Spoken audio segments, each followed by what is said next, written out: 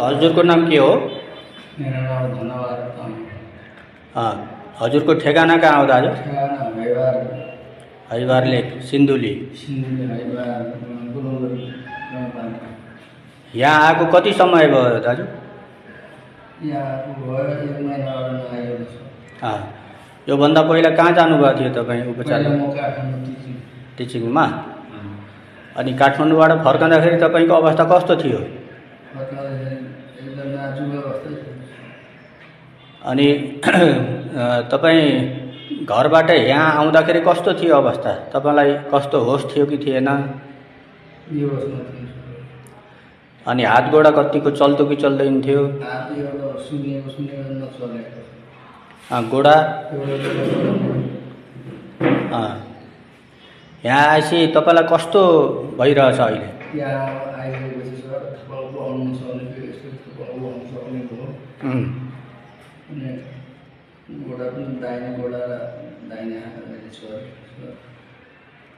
अनि अहिले अलिअलि अब हिँड्न सक्छु जस्तो लाग्छ कि लाग्दैन? अब लौरो भएपछि बैशाखी भएपछि टेकेर हिँड्न सक्छु जस्तो लाग्छ कि लाग्दैन तपाईँलाई? लाग्छ। अनि अनि तपाईँलाई यहाँको उपचार कस्तो लाग्यो दाजु?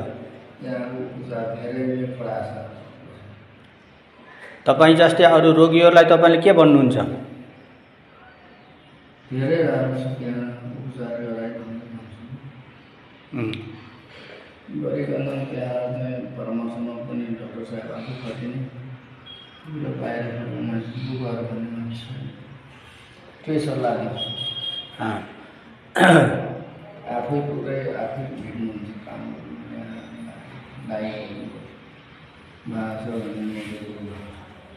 अब तपाईँ हिँड्न सक्छु जस्तो लाग्छ नि?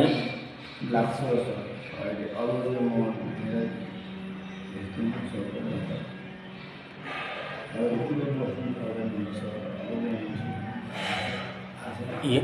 यहाँ आएर तपाईँले सिकेको कुरा एउटा भन्नुहोस् त दाजु।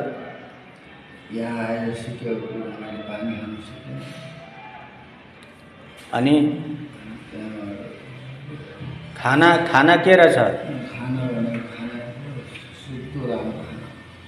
खाना भनेको औषधि रहेछ भन्ने कुरा थाहा पाउनुभयो होइन?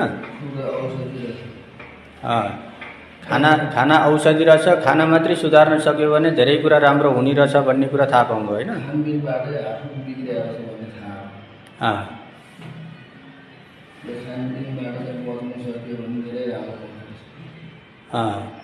अब तपाईँ त जीवनमा यो पालना गर्न तयार हुनुहुन्छ नि?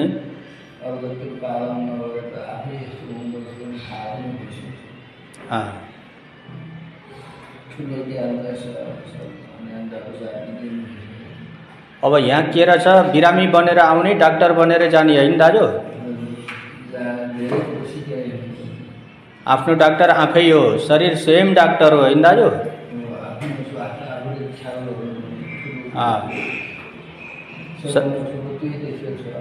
शरीरले वातावरण पायो भने यसले आफ्नो काम आफै गरिराखेको हुन्छ होइन? 24 घण्टा गर्छ। त्यसो हुनाले अब तपाईँ स्वास्थ्य हुनको लागि अब ढुक्क हुनुहुन्छ होइन?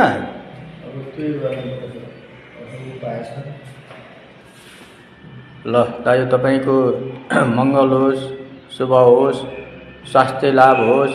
घरमा पनि यहीँ चिकित्सामै छु जस्तो मानेर घन्टा 1 गिलासको दरले पानी खाँदै जाने, बिहान बेलुका यताउता घुम्ने, अब हातलाई गोडालाई तन्काउने, अब मालिस गर्ने, अब उमालेका चिजहरू प्रशस्त खाने, फलफुलहरू प्रशस्त खाने, गेडागुडीलाई उमालेर खाने। अहिले होइन, अलि पछि 1-1.5 महिना पछि। ल धेरै धेरै शुभकामना, धेरै धेरै धन्यवाद दाजु।